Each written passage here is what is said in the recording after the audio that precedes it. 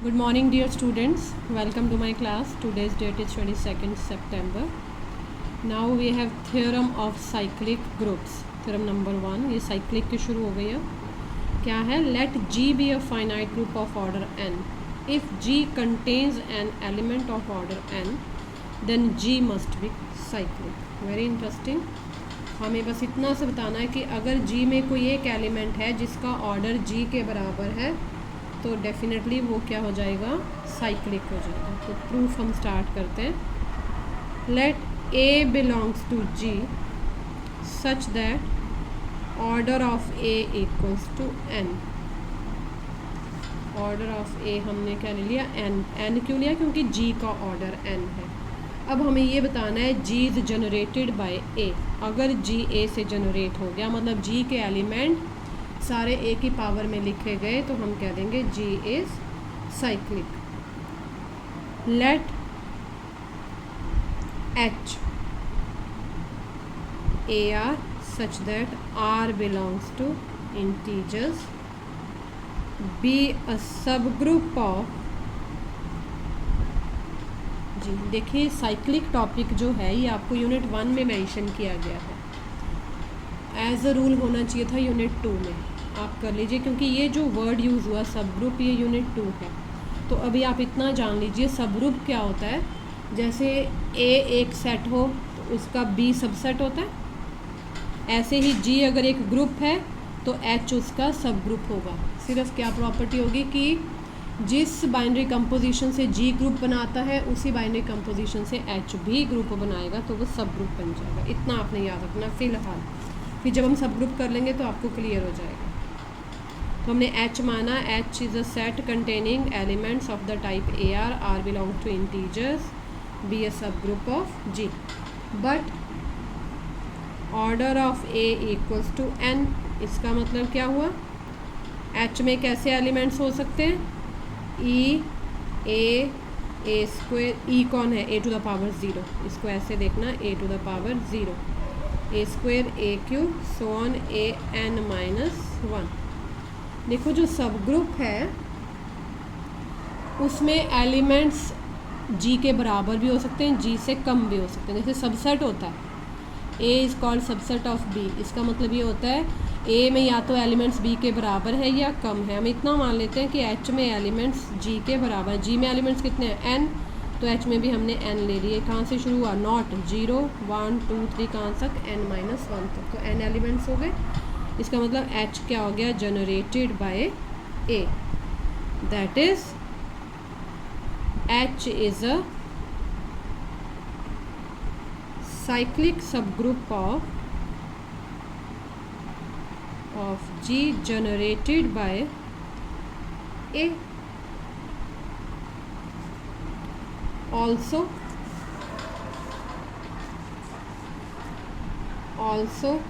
Order of H. Subgroup का order कितना लिया? ऑर्डर ऑफ G के बराबर. implies G is equals to H is equals to generated by A. That is G is generated by A और G is a cyclic group. अगर generator मिल जाए तो वो क्या बन जाता है? Cyclic group. 2 लाइंस का प्रूफ था पर ये ज़्यादा नहीं समझ आएगा अभी जब तक हमने सब ग्रुप नहीं किया. ठीक है, सब ग्रुप कर लेंगे तो आप ये दोबारा पढ़ेंगे इस थ्योरम को, अपने आप आ जाएगी क्योंकि एक ही तो लाइन है मेन लिखी हुई इसमें. यहाँ से हमें नोट क्या मिला? ये नोट की वजह से मुझे ये थ्योरम करवानी पड़ी. नोट क्या है? In order to show that a finite group is cyclic or not, comma, find the order of finite की बात हो रही है. find the order of each element of G. if अगर G में कोई एक एलिमेंट ऐसा मिल गया जिसका ऑर्डर G के ऑर्डर के बराबर है तो हम उसको साइक्लिक बोलेंगे. तो क्या लिखा? If G contains an element whose order is equal to the order of the group, then the group must be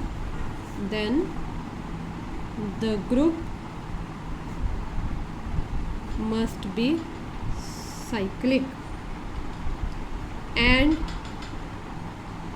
that element will be the generator of the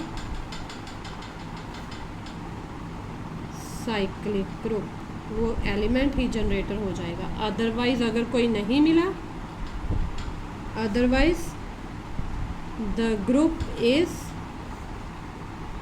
not cyclic. ये short answer बन गया हमारा। एक finite group में आपने अगर कोई ऐसा एलिमेंट ढूंढ लिया, फाइनाइट ग्रुप के हर एक एलिमेंट का ऑर्डर एग्जिस्ट करता है, हमें मालूम है, उसके सभी एलिमेंट्स का ऑर्डर निकालो।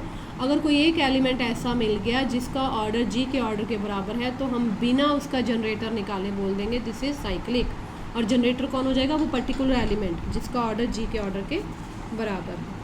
ठीक है, नेक्स्ट थ्योरम नंबर 2, साइक्लिक की theorem number 2, important one.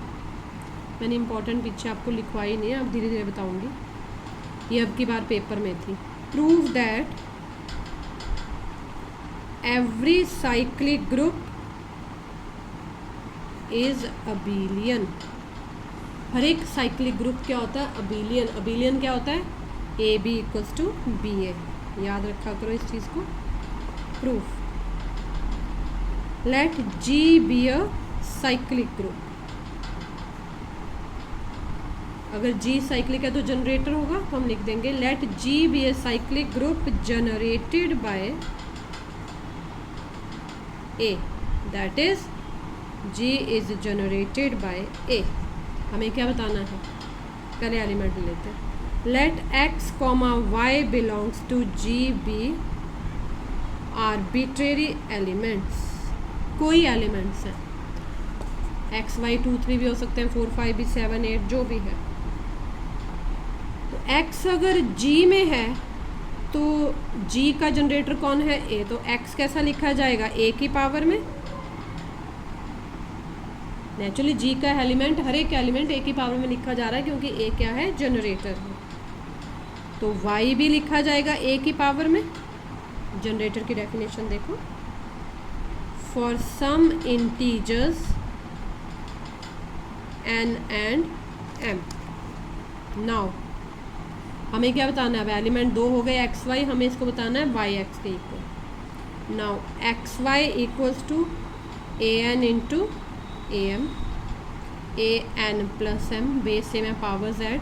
Integers हैं, जो सेट ऑफ इंटीजर्स है वो ग्रुप बनता है अंडर एडिशन, और इंटीजर्स में कम्यूटेटिविटी होती है, तो हम इसको एम प्लस एन लिख सकते हैं।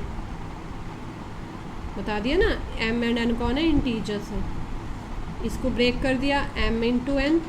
ए एम कौन है? y, ए एन कौन है? x।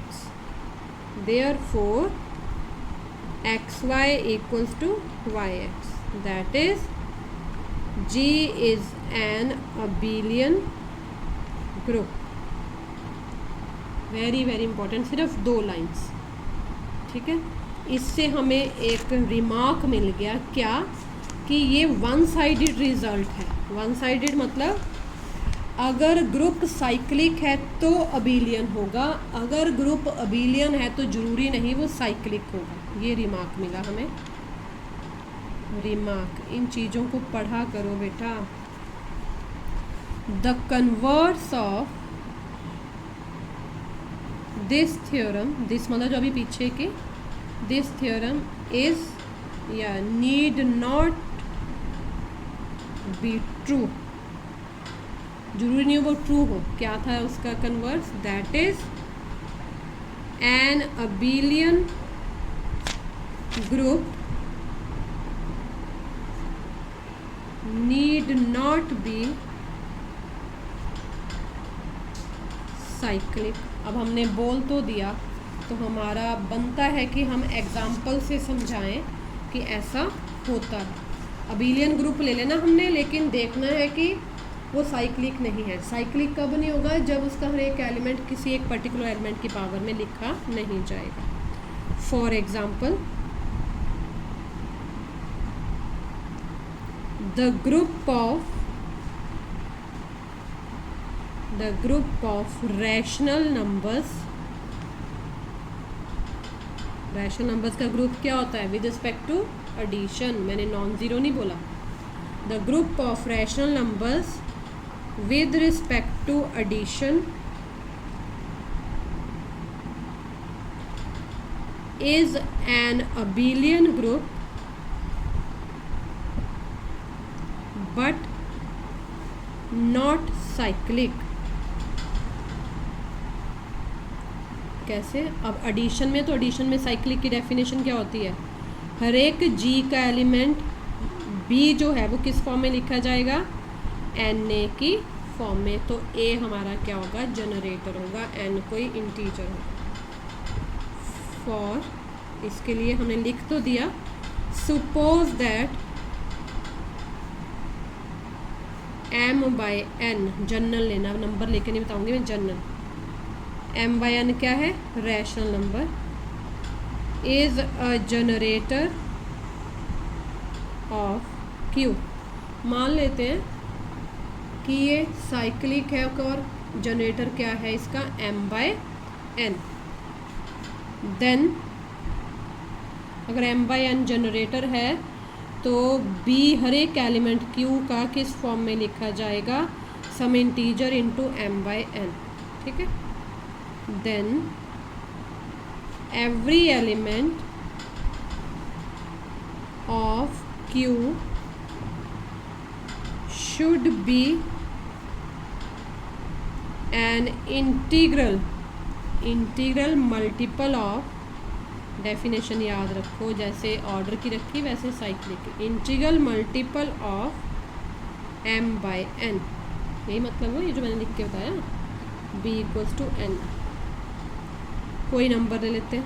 Late 1/3n belongs to q, be any element. ये कौन हो गया? b की जगह आया 1/3। लेट 1/3n, ये b हो गया। कोई n ढूंढेंगे जो m बाय n का मल्टीपल होगा, तो मैंने इसको लिख दिया k for some integer k implies, क्या इम्प्लाई किया इसने? n goes 1/3 equals to km। देखो क्या आ गया? Which is not possible. ये भी इंटीजर, ये भी इंटीजर, दो इंटीजर्स का प्रोडक्ट रैशनल के बराबर हो सकता है। ये भी इंटीजर है m। देखो जब रैशनल नंबर लिखते हैं m बाय n, तो m और n क्या होते हैं? इंटीजर्स।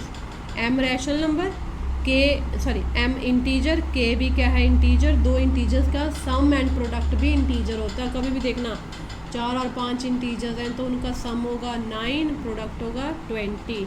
रैशनल नहीं होगा, 1/3 नहीं हो सकता। मतलब वैसे तो आप बोलेंगे 20 इज़ रैशनल, 20/1, लेकिन 1/3 के इक्वल नहीं होगा। तो हम कहेंगे which is not possible as k and m are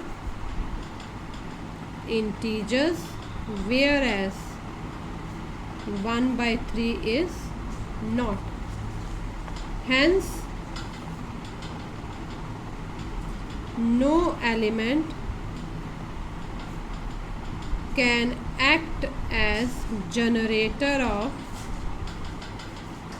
Q, whereas Q is an abelian group under addition. That's all. ठीक है। Thank you very much. Have a nice day.